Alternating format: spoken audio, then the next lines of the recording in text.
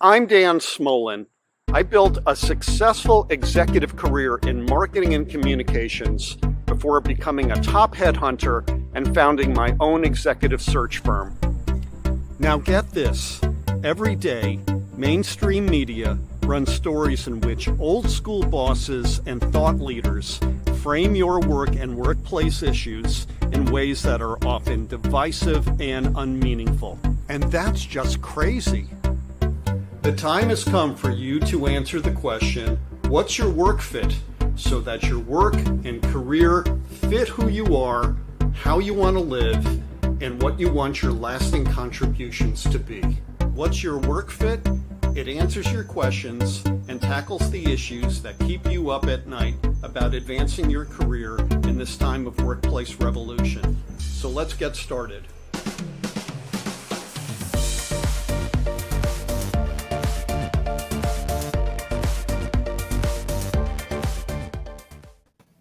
Hey, good day everyone, Dan Smolin. Welcome to all our viewers across North America and around the world. Thank you so much for joining us today and happy holidays.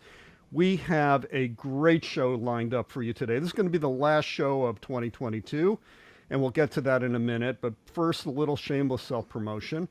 We're looking for some sponsorship here at What's Your Work Fit. If you sponsor this show, you will lead a revolution.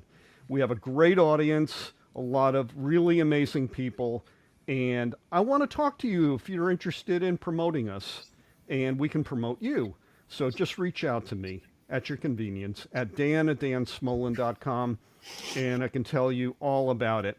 So what are we talking about today? We'll get to that in a minute, but first, let me introduce our guests today. They are Shelley Goldstein and Mark Bossert. They are experts in public speaking and most importantly, work with people, especially in the workplace, to ratchet up their confidence as public speakers, but also as leaders. Welcome, Mark and Shelley. Thanks, Dan. So what are we talking about today? The topic that came up today comes from a gentleman by the name of Jim, or at least that's what he asked us to call him. I don't think it's his real name. He is an early millennial, so probably in his early 40s. He's always considered himself an extrovert, never had issues with public speaking or his own self-awareness. That is, until a new peer showed up who was an absolute rock star and Jim describes as an electric personality who lights up the room when they're engaging the C-suite or engaging clients or even just in weekly meetings. And Jim suddenly finds himself facing something that he's never felt before, which is envy. He envies somebody else who he feels expresses more confidence in the workplace than does he. So, on behalf of Jim, I ask you both, how can he overcome his confidence envy? Great question. Yeah, absolutely fabulous question. The short answer, practice. Okay. Anytime that we meet something that we're not used to, and that doesn't matter whether you're an introvert like I was and you have been afraid of public speaking and being in front of people all your life, the answer was practice. It doesn't matter if you're Tony Robbins and you've performed in front of thousands of people. When you suddenly meet the president of the United States or someone, whoever that is, whatever is true inside here as, okay, the stakes are high now, man. I'm going to get money or whatever it is. That's when that dragon of the adrenaline squirt, the dopamine squirt happens, and you're going to feel extra pressure. And that envy is just a result of that suddenly my confidence, I don't feel like I'm in control anymore. I'm being overwhelmed by that energy in my body. I'm interested in Shelley's take on this as well. Well, it's really interesting. So Mark, confesses that he's an introvert. I'll confess I'm an extrovert, maybe even an ambivert. The truth is that was me, Jim, and all the Jims out there. Yeah. I showed up. I am a bold personality. I'm a big Mhm. personality. I don't shy away. However, when I was called on, or when it was my turn to present, in certain instances, nerves took over and I froze. And I felt that envy you're talking about, Mhm. and I shut down and it paralyzed me. Something came over me, all the negative self-talk, all the doubt, all the fear, the anxiety was rippling, and it terrified me to the point where for years I stayed in the background, would not speak up, as bold as I am. A lot of this is an inner dialogue. Mhm. And as Mark was saying, show up, just practice it. We would encourage you to do something like, even today, of any of the guests, just put a comment in the chat or raise your hand. And even if you don't have a question, especially if you don't have a question, you could simply say, thank you. That was a great idea. Right. So I teed up Jim. Jim is not new to the workplace. He's not a seasoned workplace worker either. He's sort of in the middle. I would imagine workplace, or rather confidence envy, affects younger professionals greatly. And I'm wondering if you could talk to that, Mark and Shelley. How does it affect them in ways that can be deleterious, if you will, to their performance on the job? I think back to when I was in sales, Mhm. and a good friend of mine, I wasn't going to go into management. Number one, it didn't fit. It was not going to be, I wasn't a manager. I was a great salesman, not a great manager. And I knew that about myself. So I wasn't going to go, but a friend of mine moved into management. And then the next thing, he's leading the sales meeting in front of everybody. And I'm sitting back, and suddenly my good friend is outshining me. Mm-hmm. I don't like that. I noticed that about, I could do a better job than this. How come not me? How come not me starts echoing in here, in between the old ears. And it affected my relationship with him. It affected my own confidence in myself across other things. I started to let it affect my performance until I realized, okay, I'm a good salesman. I win the contests every month. I'm the guy. I'm the gun in the room. I'm not going to be a manager. Let it go and move on. But that envy can get in the way of performance. It's also, oh, Go ahead. sorry. Go ahead. I was just going to add to that, it's bad for your well-being and your health, because your body starts to, it's okay to have adrenaline flows. It's okay to have anxiety, because the body needs the difference of the energy to calm down and relax and get excited. And there's different types of energy, right? It could be a nervous anxiety or an excited anxiety. But we don't want to have a constant, we don't want to perpetuate that behavior where we're anxious for such a long period of time. But when we don't speak up, when we don't show up, when we believe that we're not the right person or somebody else has more to say than we do, we really risk losing out on calming our nervous system. Mm-hmm. We also lose out on job opportunities, as Mark's saying. You may not advance at whatever level you want to, because the person speaking up will advance. You have to lean into some of that nervousness. We don't believe it possibly goes away, but you can learn how to channel that energy so it goes from nervous, okay, to something that actually benefits your speaking skills. Okay, so now I want to channel my daughter's cohort. My daughter is Gen Z. She's going to be 22 years old next year. When she was a little kid, she had absolutely no fear of getting up on stage at Kennedy Center when at the kiddie show they'd call you up and she would just dazzle. But somewhere along the way, and this isn't just about her, I feel often typical of this utterly traumatized generation. They've gone through so much. But when it comes to public speaking, when it comes to being present in a situation where they have to present to other people, my daughter has the kind of anxiety about it that I think impacts her health tremendously. Why? And I hear this a lot. I hear this not only from her friends, but I hear it from my friends who counsel young people to help them pivot from college to career. And the word that they hear most often is perfection.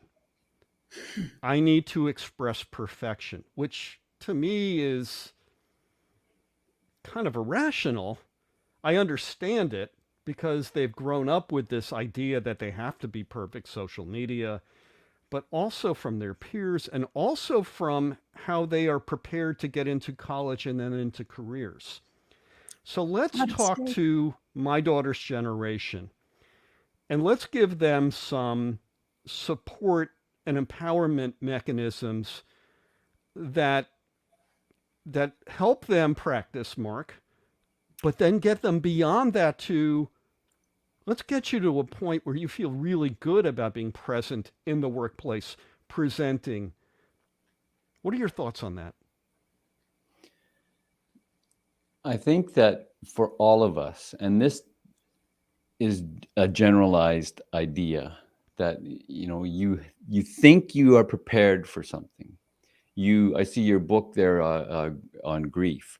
I thought I was prepared for my parents dying. And I'm watching in slow motion, they're in their 90s, they're starting to fade. And I think I'm ready.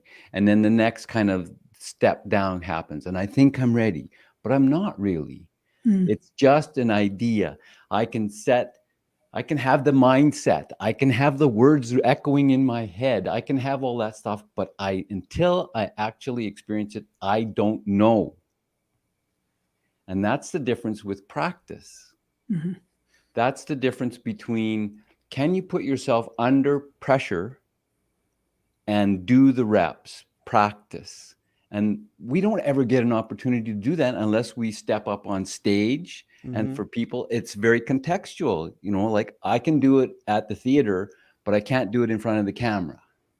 I can do it in front of the camera, but I can't do it live. I can't, whatever it is, it all changes, all in between the ears. And so we're big believers that we haven't practiced under pressure. And that's the same with kids.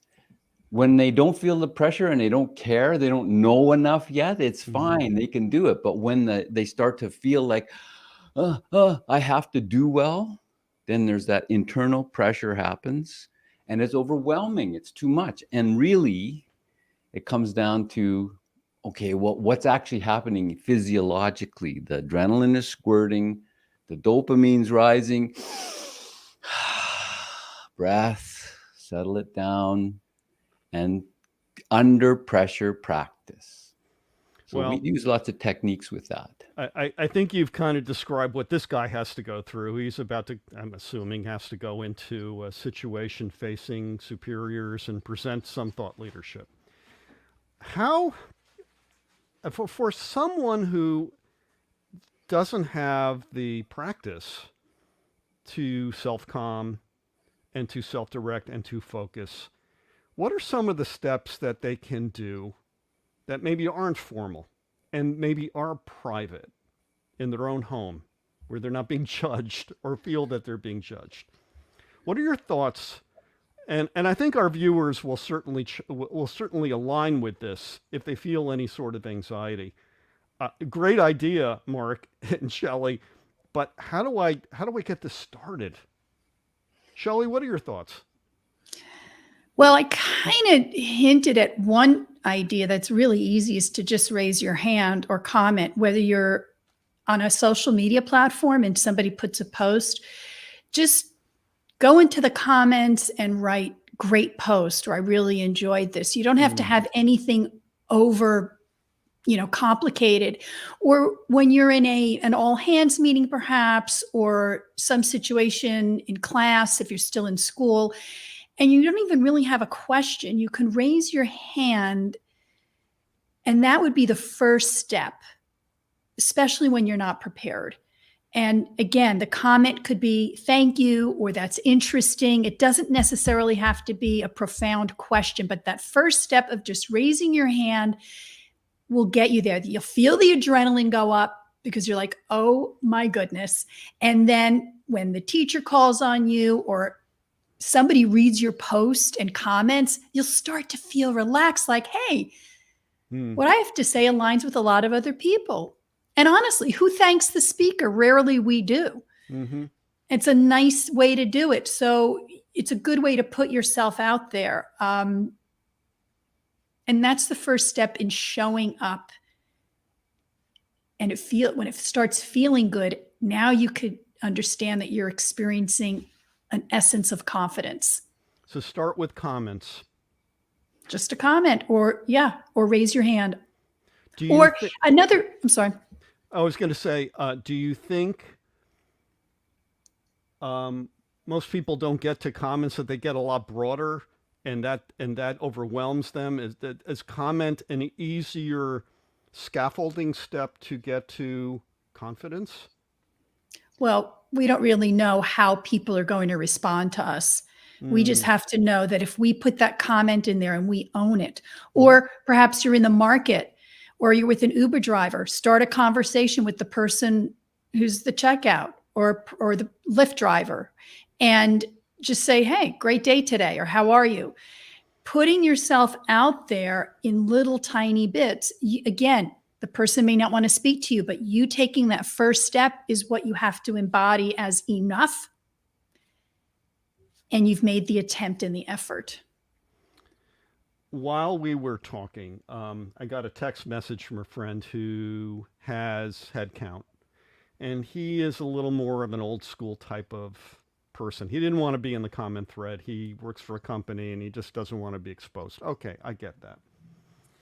But he kind of made a comment, which I hear often, which is, I'm so busy managing P&L, I feel like I don't have time to manage the confidence building of my team. I'm not a social worker, he said. Okay, he's not a social worker, but let's counter him and tell him why he should invest in some empowerment exercises to help his team members feel more comfortable with their expressions, with their performance in front of other team members, in front of superiors, clients, you name it. Mark, what are your thoughts? Team is only as good as its confidence of its leader and also then each team member. It's a chain. It has to work together. So this just seems fairly obvious to me. I know it's kind of antithetical. It's like everybody has to be on their own and do their own thing and they're responsible for themselves, and that's true. However, if you really want maximal performance out of your team, the more you build your team's confidence levels individually and as a group, they're going to perform at a higher level. That seems pretty a straight line to me. I also wanted to go back maybe and just address, Dan, we're not used to feeling uncomfortable. We've become soft. We've become soft. What do you mean by that? Well, we're warm all the time. We're okay with life. We're fed 3 meals a day. We don't get uncomfortable. And so then suddenly when life comes along and goes, the pressure's on a little bit. I care about what's the result of this is going to be. I really like the look of that human being over there. I want to talk to them. I want to get money from this other group of people. I want to impress the big boss as we're in the elevator. Suddenly the pressure's on. We're not used to that uncomfort. So for me, practicing uncomfortable has become almost like a mania. Like I'm in the cold, ice cold. I'm in British Columbia. It's 36-degree water. It's freaking cold. And I go in it every morning. And not only do I go in it, but I ask myself, okay, you crazy idiot, use other language, smile, enjoy yourself, because this is going to feel good afterwards. And it always feels good afterwards. It feels fantastic at my age to get out of the shower and feel like Superman, because of all the stuff that's running, because of what my body's had to do to deal with that uncomfort, is very similar to what it feels like to go to speak, to how I felt prior to us coming on stream here. Or if I'm speaking, and it's the same. I was just working with the CEO of a company here, one of the fastest growing companies in Western Canada, if not the fastest, through the pandemic, in the oil industry of all things. A friend I met a couple of years ago when we first moved to this little town, and he's deathly afraid of speaking in public. He's got 800 employees. This company is just blowing up, just growing crazy across the whole country. And he's afraid of speaking in public. 3 sessions. He spoke at the Christmas party just a couple days ago. And he said the feedback was, you know what, this was the best day of my life. The feedback I got from my friends, from my family, I feel so proud of myself. He hadn't practiced being uncomfortable. And that was exactly what I put him through, was get into that uncomfort. Let's put pressure on you. You can do it. You can do it. And suddenly, the skill, the mindset of what he doesn't believe he's a good speaker, and I see his skill is here, he starts to come up to his skill and his mindset are equal. And he believes in himself. So it's the knowing, it's going on, feeling the uncomfort. Go ahead, Shelley. No, I was going to add just one other thing is that the anxiety, the chemicals running through your system, once you've put yourself there, like this CEO, the good chemicals start to kick in. It takes over and it starts to feel good. So it goes from feeling bad and uncomfortable to feeling good. And then you want more of it. And you might get nervous again the next time. Keep doing it. And the more you lean into uncomfort, the more it gets comfortable over time. Or you know you're going to be okay. What's the worst thing that can happen? You flub a line, you make a mistake. Okay, we're human. Nobody ever forgets to put their mute button off in Zoom. Ha ha, it happens all the time. Just lean into it and know that everybody's there with you. Well, we have a wonderful comment here, actually, too, from Joy Brooks, who says, uncomfortable shouldn't be considered a bad marker. It should identify a situation, certainly, but we should be building ourselves to manage our emotions with a toolkit. And then she adds, I'm teaching myself to discuss with others and listen to what they have to say, even though I'm uncomfortable. And she does this through podcasting. Thank you, Joy. I really appreciate that. What are your thoughts on that, guys? I think that's fantastic. That's exactly what we're talking about, is putting yourself into situations, we call it pressure. Well, that's actually about being uncomfortable. Like there's a show on Disney Plus right now with Chris Hemsworth called Limitless. And in that first situation, he's 900 feet up in the air on the highest building in Sydney, walking across a crane, 900 feet in the air. And they go through a whole process with him of getting him used to it. So this goes back to one of my original earlier points, which is until he actually does it, it's just a rumor. Yeah. It's just a nice thought. It's a belief. He thinks he can do it. He's a big, strong guy, very successful, wealthy, all those things. None of it matters because he's going to have to walk, or he's choosing to walk across this crane in the middle of terrifying heights. And then when he turns around and comes back, he knows he can do it. And now he stops and he assumes the pose and he's looking around and enjoying the view, this incredible view on top of this building. Now he's roped up, it's safe, it's he's not going to die, but that doesn't, it feels like you're going to die. But his confidence came from being present in the moment, right? Of course. Yeah, he's using all the tools. He's been coached through it. He's coached through to breathe. They've got sensors on him, so they're showing him exactly how he can lower his level of anxiety and all that stuff. But when he takes that first step, it's through the roof. His heart rate is peaking. He's maxed out, and he's just kind of gutting it out. But he doesn't die. He's able to do it. And then when he turns around, it's like you can see the heart rate just comes way down. He's almost to normal, and he's just kind of standing there enjoying himself because now he knows he's done it. So that's being uncomfortable is really the key thing, that you have to do stuff that you don't feel comfortable about. And then suddenly you can do it, even when you feel uncomfortable. And what's great about what Chris did and what the coaches did for him in training, you talk about being in the moment. To get there is the breath. And the breath will rescue you in everything and anything you do. When you see a little kid, crying, you kind of get that sense that they're almost hyperventilating, and the adult will say, "Oh, slow down, just breathe, just breathe." Well, there's truth in that. Because the oxygen isn't getting through the child's lungs. As it's the same thing when we're anxious. We start to panic. But if we breathe, just like what they did with Chris Hemsworth, they're coaching him to breathe, to take slow breaths. And we, in our coaching, have games that force the breath.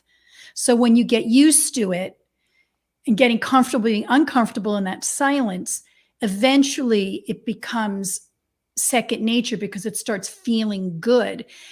That's how you get present, and you start letting the anxiety or the things that you feel made you nervous or you thought made you nervous sort of dissipate. And now you're very, very present because the breath is connecting your mind to your body, which is also connecting you to your words and what you have to say.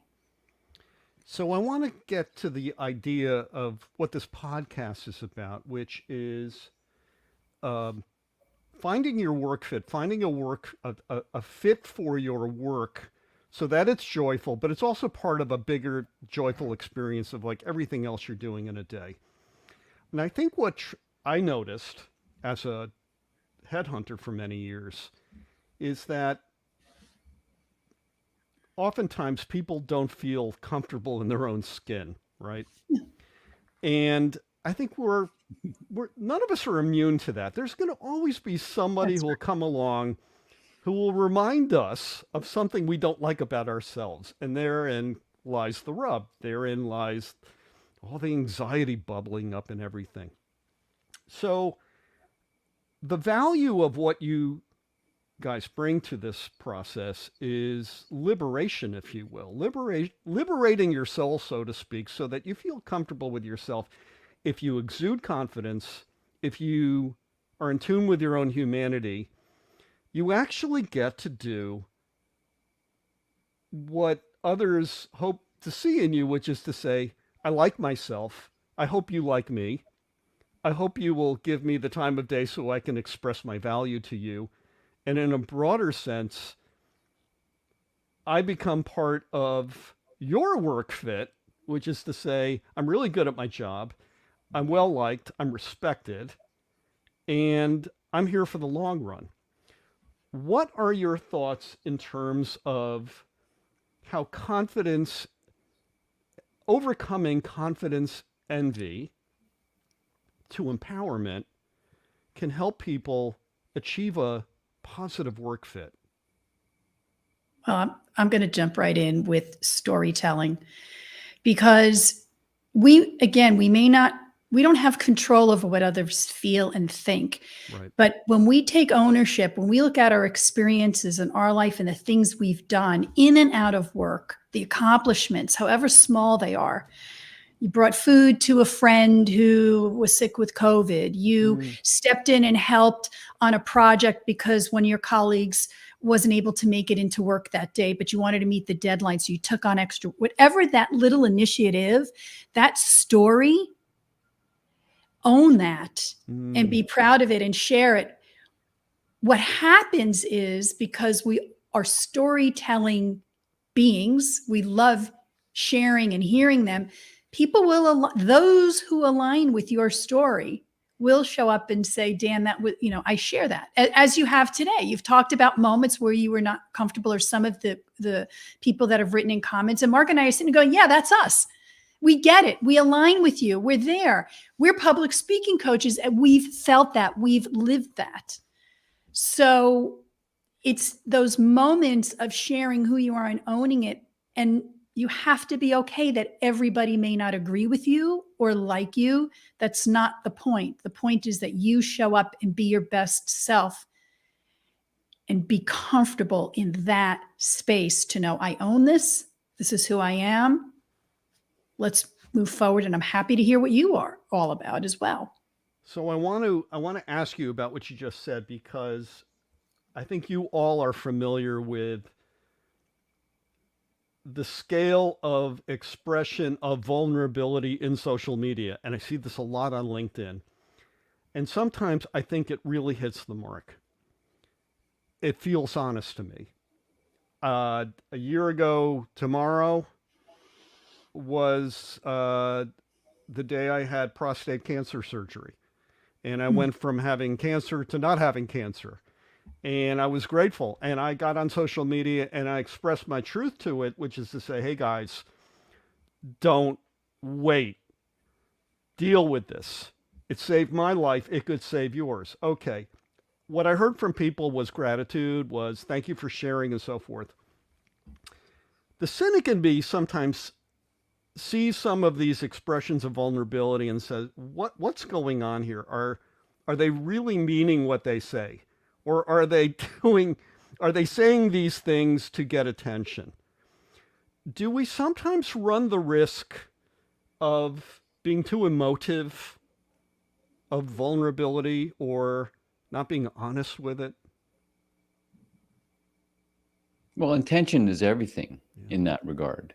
So if someone's intending to manipulate to get social media points,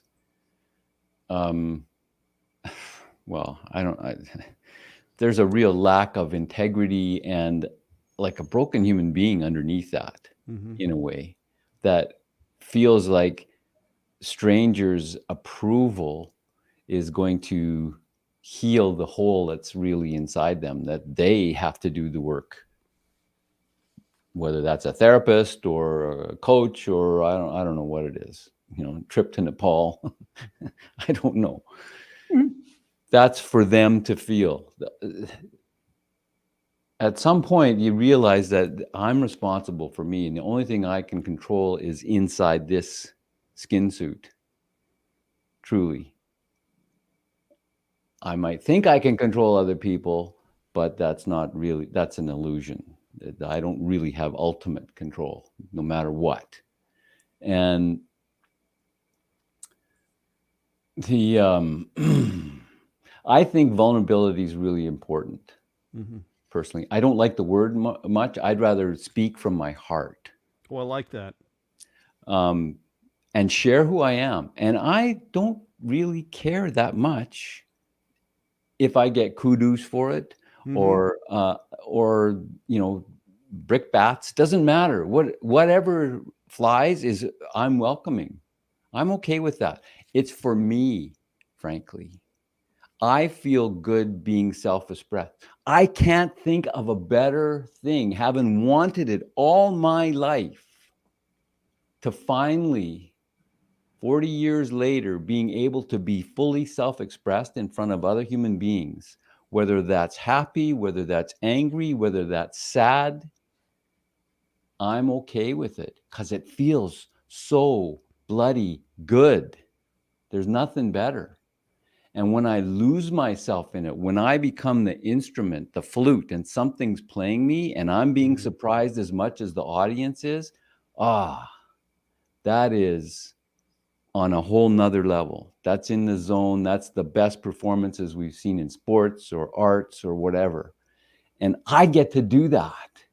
Sometimes I can't program it. I can't dial it up exactly, but sometimes it happens. And man, it is so good. The best gig I've ever had is helping other people touch that in Well, I'm themselves. glad you said that, because that's where I'm at right now. I'm sure Shelley is too. I'm living my bliss right now, helping others. I've never felt so good about myself as the fact that it's not about me. Yeah. Right. This is truly the coaching Mark and I have done for the last number of years is truly the most gratifying, because we all are speakers. It's in us. We're not showing you something you don't have. It's sort of like Dorothy and the Wizard of Oz, for those that are familiar with the film. She always had she could always go home at any time. She just had to look inside and believe it. And when we have confidence envy, when we see other people and say, gee, I would like to feel like that. I want to look like that. I want to be like that. And the myth we're busting today is you have that in you. And putting a comment in the social media channel, raising your hand, talking to the person at the cashier or even the person in line behind you, and you look at their groceries. Hey, I've never tried those sardines. Are those good? Anything is the first step in having that essence of confidence. And people will less envy you, just align with you and really appreciate you for being so honest and open. And there is the truth right there, is to be honest with yourself. While you both have been speaking, I've been thinking about my nearly 93-year-old mother, who is the epitome of this positive personality who would go up to any stranger and start talking to them. Fabulous. And she does it so effortlessly. And I always remember her, because even if I'm in a tense situation, my mother would say to me, if I were, what's the worst that could happen to you? They turn their back? Be true to yourself. Be true to yourself. Own your work fit. Own what you're about. And make the day a wonderful expression that goes beyond that work day. I thank you both so much for this. Shelley Goldstein, Mark Bossert. Before we depart, I want to ask you the question I ask all guests, which is, what's your work fit? What attribute, condition, experience, place, or state of mind makes work a part of your day, doing many meaningful things and not just the day? Shelley, what's your work fit? My work fit is speaking up and showing up, because when I share that idea of what's important to me about the work that I do, why I do it, I understand the people that align with me, that's the fit. I'm not here to convince somebody that they need something I have to offer. No, it's here's what I believe, here's what I've experienced. And if somebody aligns with that, they'll join and say, hey, I want to know more about it. And that's the conversation. That's the fit for me. Mark, what's your work fit? Well, I would have aligned with, like it was stereo almost, like I agree with Shelley. Mm-hmm. What I would add to that, though, is it's practicing being uncomfortable. Yeah. Especially for an introvert. Like I was an extreme introvert. I am still underneath it all, hidden, an extreme introvert. Some of the best speakers in the world actually are introverts. I would agree with that. And it's so weird. I was an only kid, had alcoholic parents. I learned to not trust the world. So I was not going to be out there at all. It just did not feel safe. To get to a place where it feels safe means I'm free. I'm going to push the barriers every possible way I can. And when I do that, when I'm fully me, with others, whether it's in the grocery store, whether it's on walking my dogs, whether it's going for a polar bear swim, which I'll do in a few days, whatever it is, those connections I can make with other people, it's so good. I don't have to live inside of here, because that's not necessarily a healthy place to be locked inside my judgments and my rules and my insecurities. Right. And you don't want to live rent free in your own head, No. let alone anybody else's. Exactly. Mark Bossert, Shelley Goldstein, thank you so much. This has just been absolutely wonderful. I want you to point our viewers today to you so that they can engage you, maybe start a relationship with you on LinkedIn and social media, or reach out to you to find out how you can help them overcome their confidence envy. Where would they find you, Shelley? Best place is remarkablespeaking.com. That is our website. And of course, LinkedIn. I have a channel, Shelley Goldstein at LinkedIn. Mark? Same, Mark Bossert on LinkedIn. And the center of our world is our website, remarkablespeaking.com. Well, I thank you both for this. I wish you both happy holidays, Merry Christmas, Happy Hanukkah. May 2023 be your best year yet.